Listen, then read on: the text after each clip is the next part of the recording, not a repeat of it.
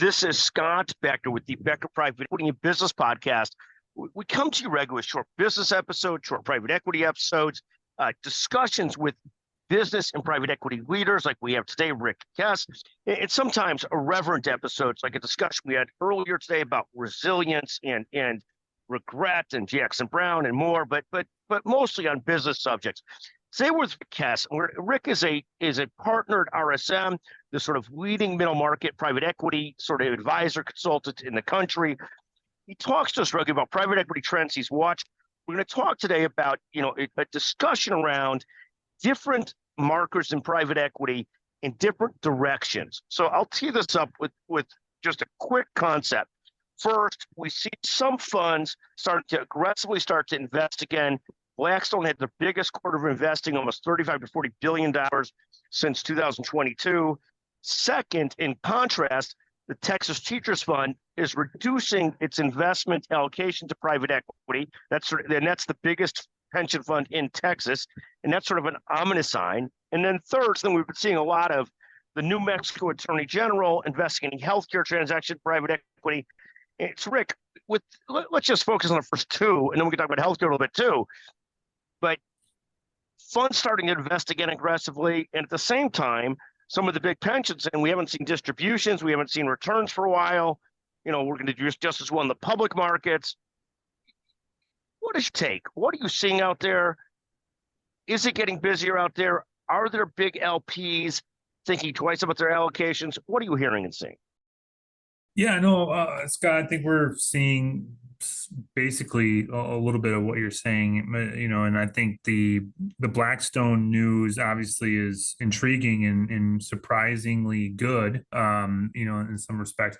I do think it kind of maybe furthers, I think, some of our previous conversations that really well-ran businesses, really profitable companies that have strong management teams tend to still be attractive assets for private equity. So funds like Blackstone that can pay, kind of at the higher end of the middle market or in the upper end of the big market, I think those funds still, have assets that are attractive and willing and able to make transactions because they can play in a different class of deals than, kind of core middle market funds or funds that operate maybe in the lower end of the middle market. So I think the telling sign there is big companies, strong companies with strong management teams, with scale, with operational excellence.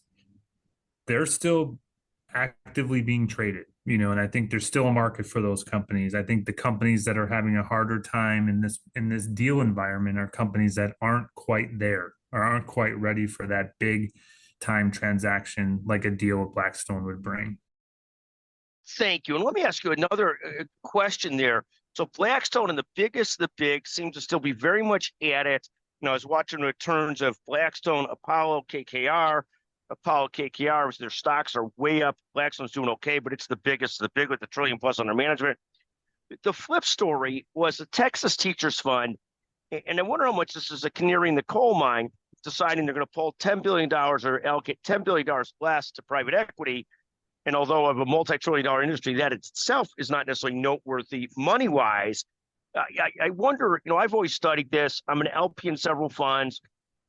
Over time, the private equity environment has returned 100 to 200 better basis points than the S&P index, but you give up a lot of liquidity for that and take a lot of risk for it. Is there a sea change going on with LPs? And obviously I'm an irrelevant LP, but I've studied it. But the big funds, is there a change in allocation thinking at big pension funds, institutional investors about private equity, or is it too early to call anything like that? Well, it's a good question, Scott, and I think what I take away from some of this is how much of this is just part of a cyclical nature of the public market, and I think the public market having a fairly good run, over the last several years, our people are these LPs and these large institutional investors saying, should we have more of our allocation into the public market and less in private equity, just kind of compensate for that risk that you're talking about, that liquidity risk, and that overall kind of just change there. And so I think that's a great question, and I do think it's maybe a little too early to tell, but I think even if it is somewhat of a trend of some nature, I do think the inverse will be true as well when we hit a different market environment from a public market perspective. And then that's when these LPs and large institutional investors look to say, maybe the liquidity risk is worth it to take on some more opportunity risk and some more gain potential, just given where we would expect some change to happen at some point with the public market. No, I think that's fascinating, and who knows how it will play through. But I did find it interesting. It's sort of the biggest story I've seen recently of a big pension fund pulling back a little bit. I guess the third story is in healthcare. What is going on with state regulators, federal regulators, sort of getting a little more aggressive about private equity in healthcare?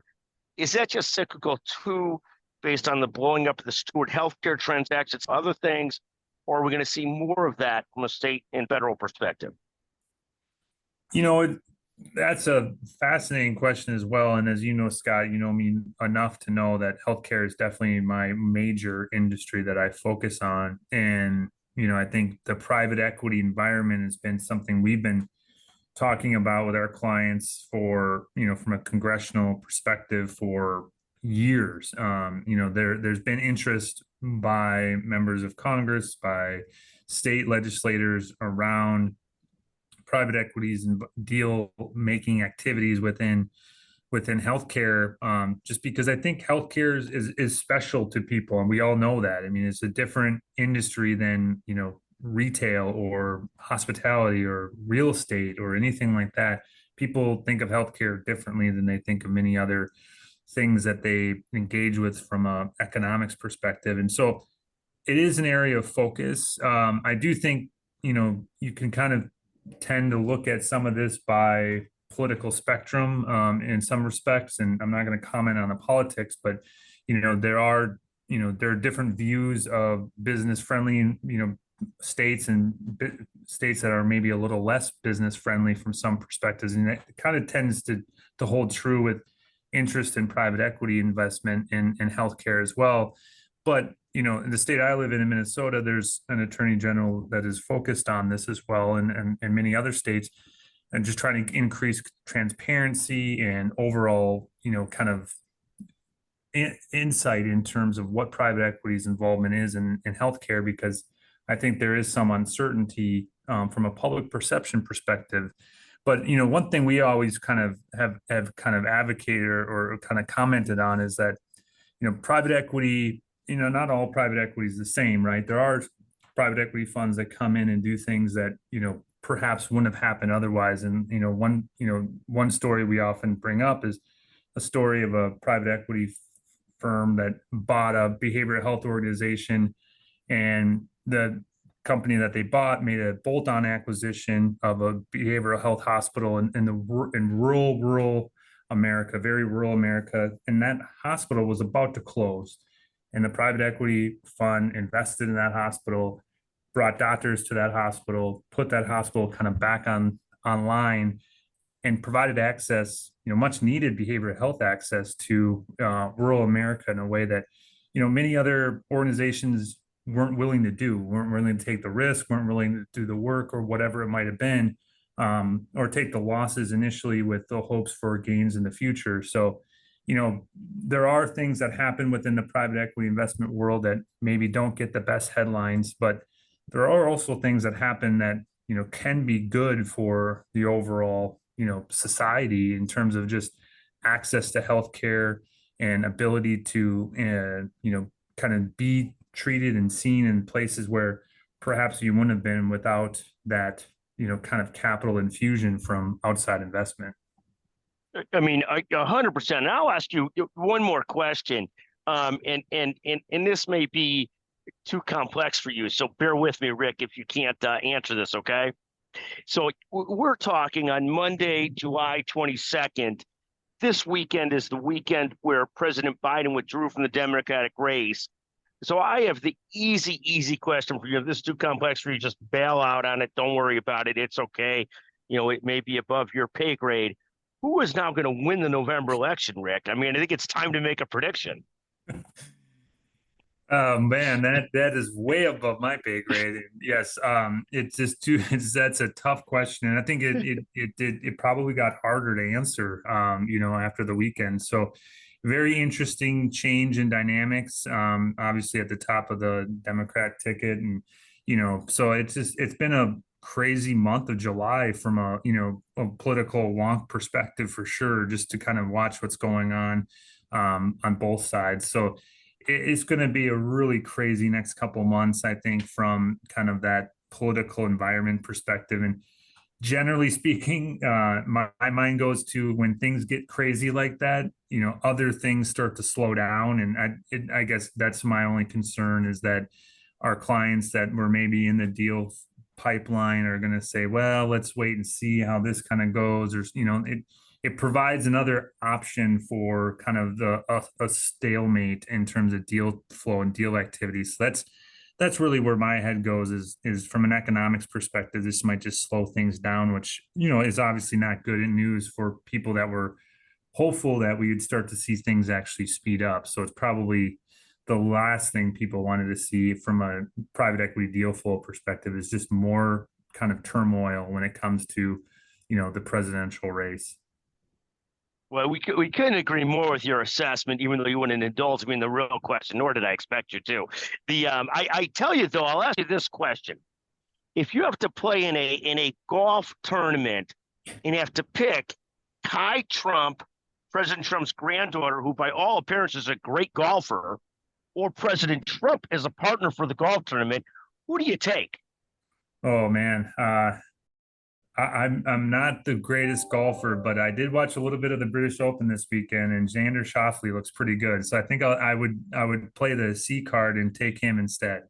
That was, as you know, Rick, that was not a choice, but I'll respect your judgment and a very smart diplomatic choice. In any event, thank you so much for joining us on the Becker Private Equity and Business Podcast.